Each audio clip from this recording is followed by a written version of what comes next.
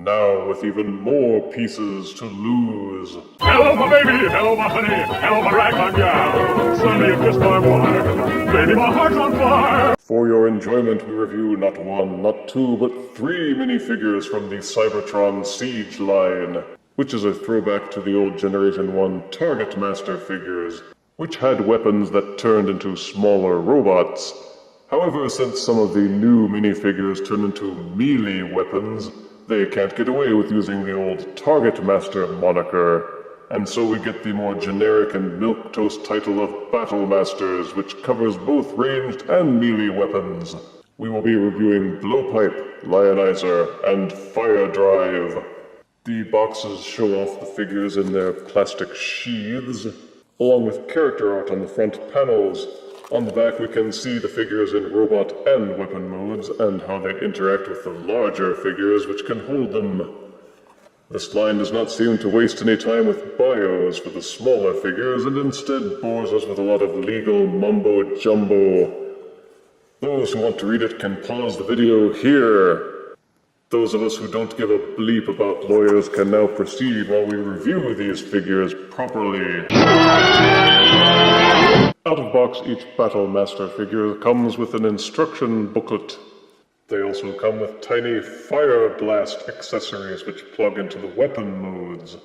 These are meant to clip onto the figure to convey the impression that they are either firing something or being hit by something or swishing really fast through the air. In robot mode, Firedrive is a black and white robot with some red highlights and a decent enough paint job, whereas Blowpipe is baby blue and gray. The Siege figures in general have a lot more detail put into the sculpting, with plenty of ridges, bumps, and details to make them look more complicated than they really are. With the robot figures, these tiny weapon accessories will unplug from the sides of the arms and snap into this little cradle on their backs. Not unlike the Pretender Prime Master figures, both Firedrive and Blowpipe are carbon copies of each other in terms of their engineering, with the same basic articulation and transformations.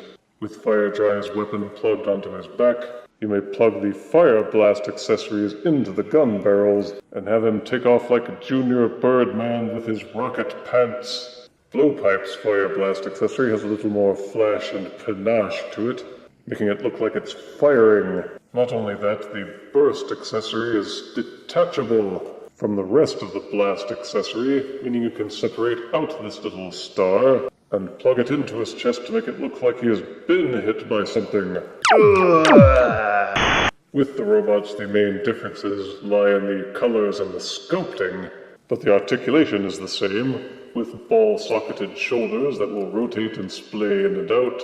There is no waist rotation, but they do have ball-socketed hips. Sadly, they do not have bendable knees, which means that they cannot pose as well as the MicroMaster figures. Bendable knees would have been nice, and they proved that they could do it, so why didn't they? The transformation is the same on both of these figures. Flip forward the gun batteries until it covers the robot head. Each figure has a rotatable pelvis section. Angle it forwards. Plug the legs together at the feet with these tabs and grooves. Then rotate the legs forward and plug the tabs at the ends of their heels or feet into the corresponding grooves near the base of the gun barrel. Once the legs are tabbed into place, simply rotate the arms backwards.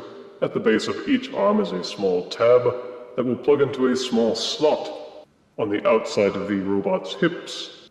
Once they have been tabbed together, the weapon modes are now complete.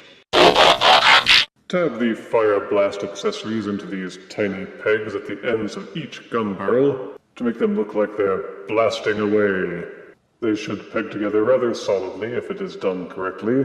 Firedrive turns into a duo-charge electrostatic photon cannon, while Blowpipe turns into a dual-impact shatterblast compression cannon.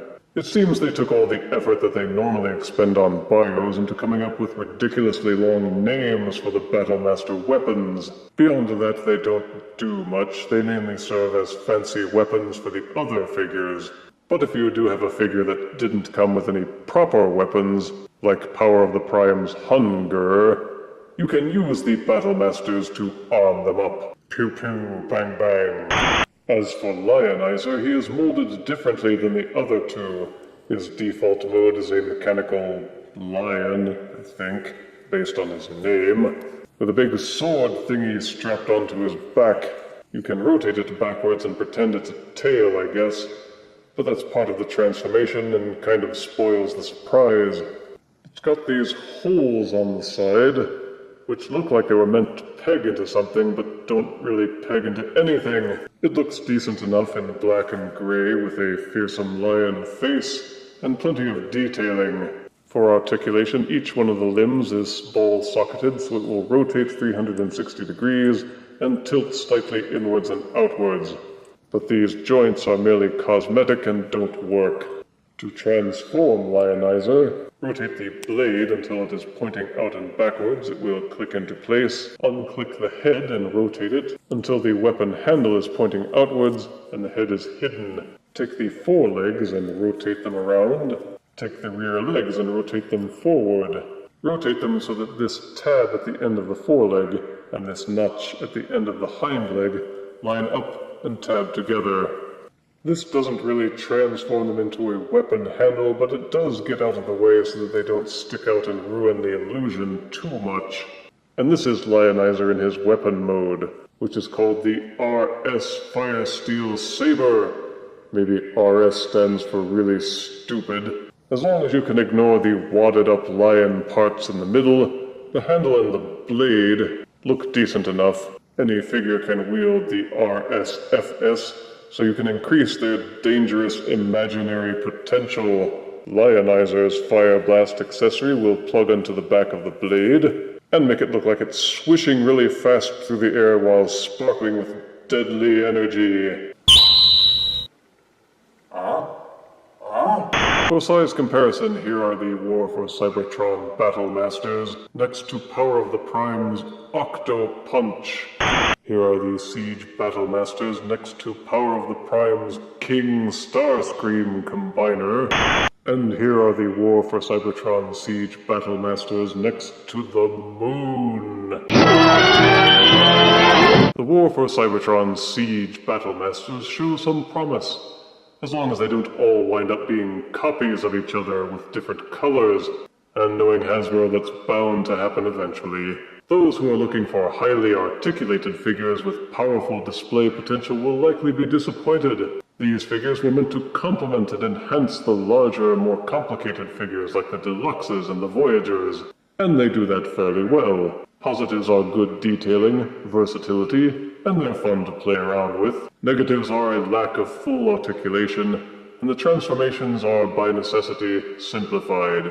If you go into the purchase with that frame of mind, you will appreciate these little doodads for the size and the cost. I give the War for Cybertron Siege Battlemasters 6 out of 10 deaths. Looks like they came up just a little short. If you refuse me, honey, you lose me, then you'll be left alone. Oh, baby, tell them all, and tell me I'm your own.